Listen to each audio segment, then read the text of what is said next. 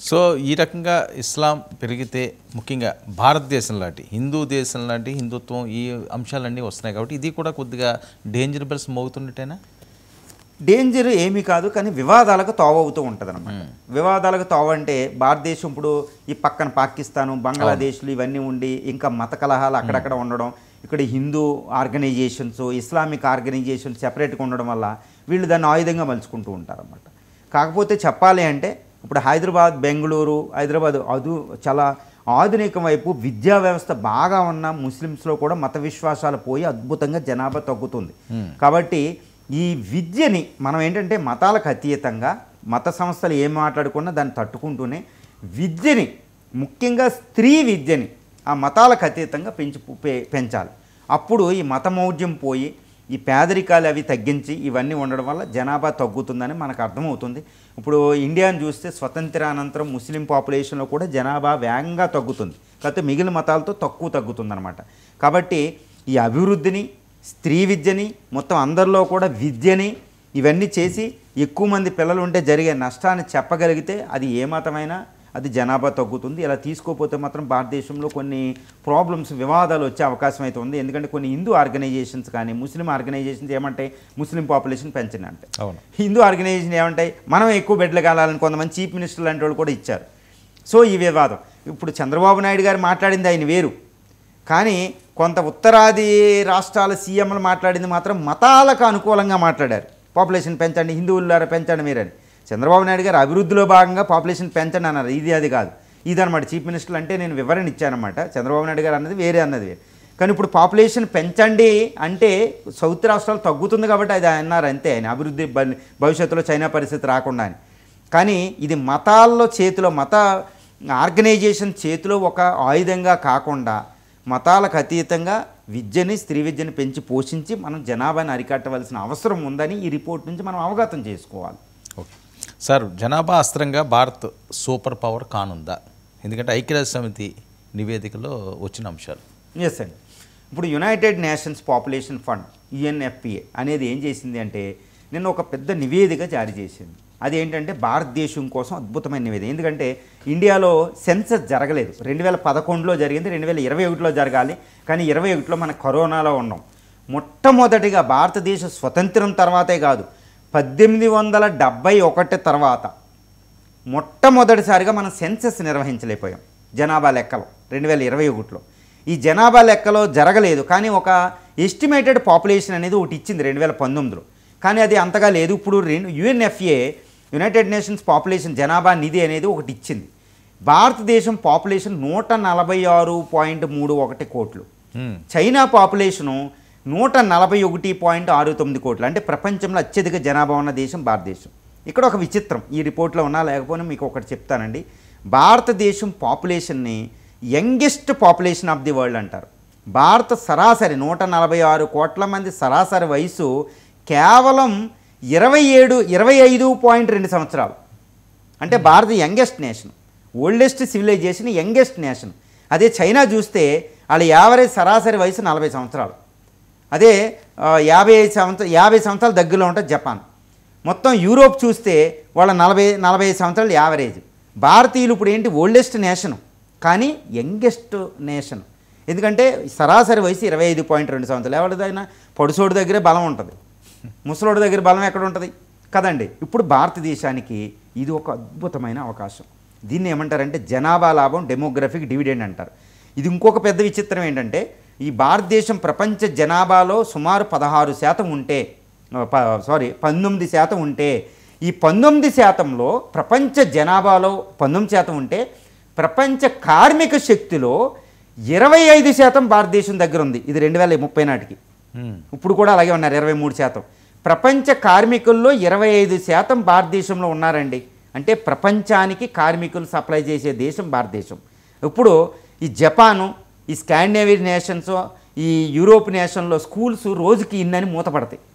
మన భారతదేశంలో స్కూల్స్ రోజుకి 100 ఓపెన్ చేసినా సరిపో, 1000 ఓపెన్ చేసినా సరిపో. పిల్లలు అడ్మిషన్స్ వచ్చే టైం వచ్చింది, ఎలా కొట్టుకుంటామో చూడండి. ఒక్కొక్క స్కూల్ పిల్లోడు ఉంటే వాడికి ఒక్కొక్క స్కూల్ నడిపిస్తుంది జపాన్, ఈ స్కాండినేవియన్ కంట్రీలో. నిజంగా ఒక ట్రైనే ఒక పిల్లవాడు స్కూల్కి వెళ్ళడానికి నడిపిద్ది జపాన్. చాలా విచిత్రాలు ఉంటాయండి. రోజుకి ఇన్ని స్కూల్స్ అని మూతలు పడుతున్నాయి అక్కడ. మనం ఏంటి రోజుకి వేల స్కూల్ ఓపెన్ చేసినా మనకు సరిపోవు. ఎందుకంటే ప్రపంచంలో ఈ స్కూల్కి వెళ్ళే పిల్లల జనాభా పోల్చిన సుమారు ఒక 5% పాపులేషన్ మన ఇండియాలో ఉంది. భారతదేశం జనాభా ఇదేంటంటే ఒక విచిత్రం ఏంటంటే, ఒకప్పుడు జనాభా అంటే దాన్ని ఒక పెను భూతం, ఒక విషయంగా పరిగణించావు. కానీ ఇప్పుడు జనాభా అంటే ఒక వరం. ఈరోజు మనం జనాభాతోనే ప్రపంచాన్ని కంట్రోల్ చేయలేకపోతున్నాం. అంటే ఇప్పుడు ఇజ్రాయెల్ 1,00,000 మంది కార్మికులను అడిగింది, పంపించాలి. జపాను 5 లక్షల మంది కార్మికులు అడుగుతున్నారు, పంపిస్తున్నాం. మొన్నే ఫుట్బాల్ మ్యాచ్ జరిగితే ప్రపంచంలో ఆ ఫుట్బాల్ స్టేడియం కట్టింది మొత్తం 70% కార్మికులు మనవాళ్ళే. జర్మనీ ఒక 5 లక్షల మంది మీ ఇండియన్స్ ఉంటే పంపండి కార్మికులను అడుగుతుంది. స్కాండినేవియన్ కంట్రీస్ అయితే మీకు పూర్తి వీసాలు ఇస్తామని అడుగుతుంది. ఇక రష్యా అయితే అసలు మాకు అమ్మాయిలు ఎక్కువ ఉన్నారు, 1000 మంది పురుషులకి 1150 మంది స్త్రీలు ఉన్నారు, పెళ్ళిళ్ళు చేయడానికి పురుషులు లేరు, ఎందుకంటే 100 సంవత్సరాలు రెండో ప్రపంచ యుద్ధంలో చనిపోయారండి. మీ పురుషులు మాకు ఇచ్చి పెళ్లి చేయమని అడుగుతారు మన రష్యన్ యువతలకి. అంటే ఎలా ఉందో చూడండి. అంటే ప్రపంచ కర్మాగారం నడవాలంటే భారతీయ కార్మికులు కావాలి. ప్రపంచ కార్మికులు 25% పాపులేషన్ భారతదేశంలో ఉందంటే ఇది ఎంత అవకాశం అంటే దీన్నే జనాభా లాభం అంటారండి. ఇది 2040 వరకే మనకు అవకాశం ఉంటుంది. తర్వాత వృద్ధుల జనాభా మనకే పెరుగుతారు చైనా లాగా. అంటే 2045-50 మధ్యలోనే మన ప్రపంచంలో సూపర్ పవర్ అయిపోవాలి. దీన్ని జనాభా లాభం అంటారన్నమాట. ఇది ఇక్కడ అంటే ఏంటి, భారతదేశం అనవసర యుద్ధాలకు వెళ్లకుండా, అనవసరమైన గొడవలకు వెళ్లకుండా పూర్తి శక్తిని ప్రతి నిమిషాన్ని ఎక్కడ పెట్టాలి, ఆర్థిక వృద్ధి మీద. అదే అమృతకాల లక్ష్యాలు. ఇదే చెప్తా ఉంటారన్నమాట. భారత పాకిస్తాన్ యుద్ధం అంటే దాన్ని వెంటనే ఆపాలంటే ఎవరికి అర్థం కాదు. ఎందుకు ఆపాలంటే మన పూర్తి శక్తిని ఆర్థిక వ్యవస్థ మీద పెట్టి ప్రపంచంలో సూపర్ పవర్ ఎక్కడికెక్కడికో వెళ్ళిపోయిన తర్వాత ఏ యుద్ధం చేస్తారు మనతో, ఎవరు యుద్ధాల మీదకి రారు.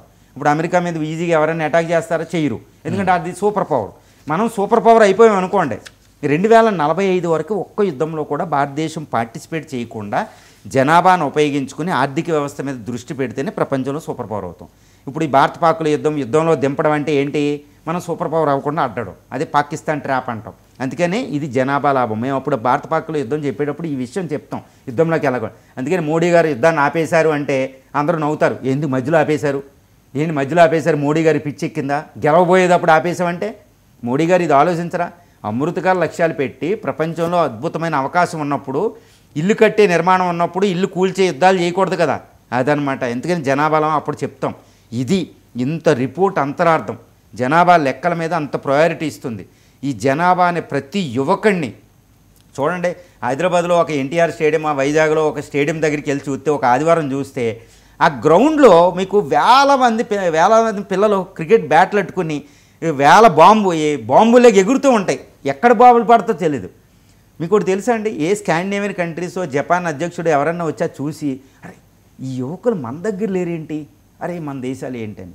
ఈరోజు జపాను నశించిపోతుంది, రష్యా నశించిపోతుంది, స్కాండినేవియన్ కంట్రీస్ నశించిపోతున్నాయి, కెనడా నశించిపోతుంది. ఎందుకంటే జనాభా కారణం అండి, జనాభా లేదు. ఒక వారసులు లేనప్పుడు ఆ కుటుంబం ఆ వంశమే నాశనం అయిపోయినట్టు నాశనం అయిపోతున్నాయి. ఇది భారతదేశం లేదనా, పెళ్ళిళ్ళు జరగట్లేదా, పెళ్ళిళ్ళకి వ్యతిరేకంగా ఉన్నారు వాళ్ళు. అంటే ప్రకృతి పరంగా ఏంటంటే జనాభాని కంట్రోల్ చేసుకుంటూ పోయారు. వాళ్ళ వాతావరణ స్థితులు చాలా కారణాలు ఉంటాయండి, బయోలాజికల్ ఎన్ని రీజన్స్ అయినా. ఈరోజు మన భారతదేశ శక్తి జనాభా. ఒకప్పుడు Indian population is a bane అనేవారు, విషం. Now it is a boon, it is వరం అనమాట. It's not a bane, it is a boon అంటారు. సో ప్రపంచంలో ఉన్న 25% కార్మికుల్ని జనాభాను ఉపయోగించుకుంటేనే భారతదేశం. ఈ విషయం వెళ్ళాలంటే ఇప్పుడు నిరక్షరాస్యులు, భారతదేశంలో నిరక్షరాస్యుల సంఖ్య అమెరికా పాపులేషన్ కంటే ఎక్కువ ఉంది. ఇలా చెప్తా అంటే ఏంటి, అక్షరాస్యత పెంచాలి, మళ్ళీ ట్రూ అక్షరాస్యత పెంచాలి. ఏదో స్కూల్లో వేసి సంతకం నేర్పించేసి ఇటు అక్షరాస్యత అంటాం కాదు, ఈ ట్రూ అక్షరాస్యత పెంచాలి.